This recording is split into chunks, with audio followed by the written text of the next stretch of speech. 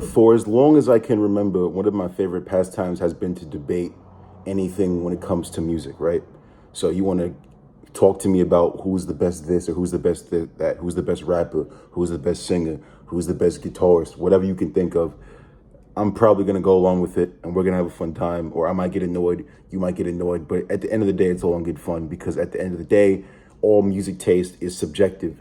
Whoever I think might be the best, you might think is straight garbage. Whatever, we all have our own opinions when it comes to that. But if there's one thing that I could never understand, and one thing that I kind of pisses me off actually, it's when people try to bring music sales or how much somebody has sold into the argument as to why they're better than somebody else. Because in my mind, that has nothing to do with it. The quality of somebody's work has nothing to do with how much they sold. Or actually, hold on, let me back up. I'm not gonna say it has nothing to do with it, but it's not the defining factor as to why this person is better than the other person. Because some of the worst shit that I've ever heard in my life has gone on to sell millions of copies, been streamed hundreds of millions of times. There are artists that are panned by basically everybody that you possibly know. You can think of anybody like, I don't know, for example, Machine Gun Kelly, right? We're gonna use him as a scapegoat because everybody else does. Machine Gun Kelly, from what I know and from what I've experienced and how I've talked to people, is probably one of the most hated musicians walking the face of the earth today, right? But you can't deny the fact that man moves. He moves records, man. He sells. He goes platinum. He every time he drops something, it goes number one on Billboard. There's obviously people out there that enjoy his stuff, right? But I'm not gonna sit here and tell you that Machine Gun Kelly is the greatest punk artist to ever exist because that would be straight blasphemy, and it'd be blasphemy to a lot of people as well. I'm not gonna tell you that Soulja Boy is one of the greatest rappers to ever exist, even though Soulja Boy sold millions of records and he's gone platinum before. Soulja Boy created a viral dance that a lot of us still do to this day, right? But is Soulja Boy a good rapper by any stretch of the imagination? No, he's not. He just knew how to play the game. I even throw this one at you.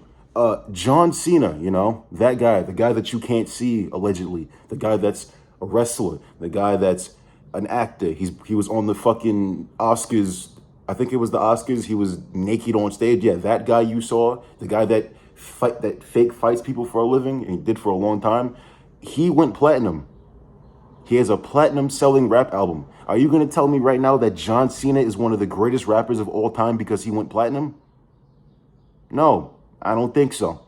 So when somebody tries to bring record sales into the conversation as to why they're better than somebody else, it's irrelevant, damn near. Dude, I could run down the gamut of just hella people that have sold more than. It's just, man, it makes no sense to me. It makes no sense. The quality of somebody's work may go overlooked. There's a lot of people whose talent and genius and musical prowess go under the radar because it's simply not what's popping at the time. If there's any group of people that can be labeled as fickle, it's music fans, basically, because a lot of music fans aren't really in it for the music. They're just in for what's trendy, right? Everybody was loving the dubstep sound back in 2012. I don't know a single motherfucker out there listening to dubstep in 2024, right? It was a trend that came and went, right? That whole trashy white girl pop era from like 2010 or whatever, when Kesha was on top and shit, and Kesha was the queen of white girl turn up music, that shit is dead. Kesha's making piano ballads now, right? She made Praying, which is not a bad song actually. Man, I don't know. In the 2000s, you had the snap era. You had songs like Laffy Taffy and In My White Tee and Lean With It, Rock With It. You had stuff like that. That era came and went about 15, 18 years ago. Sooner or later, and I hate to say this because I kind of enjoy a bit of it, but sooner or later, drill's going to go by the wayside as well.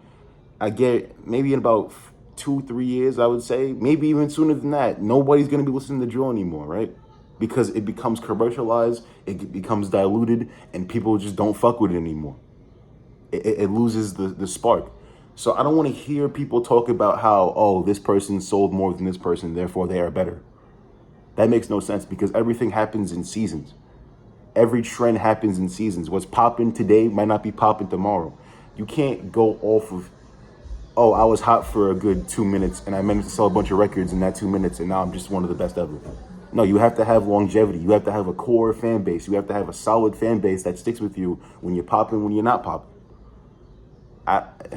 Man, shit pisses me off, low key. I mean, not piss me off to the point where I get violently angry, but you know what I'm saying. It's just a pet peeve of mine whenever somebody brings up record sales and argument about who's better. But that's just me. All right, that's it.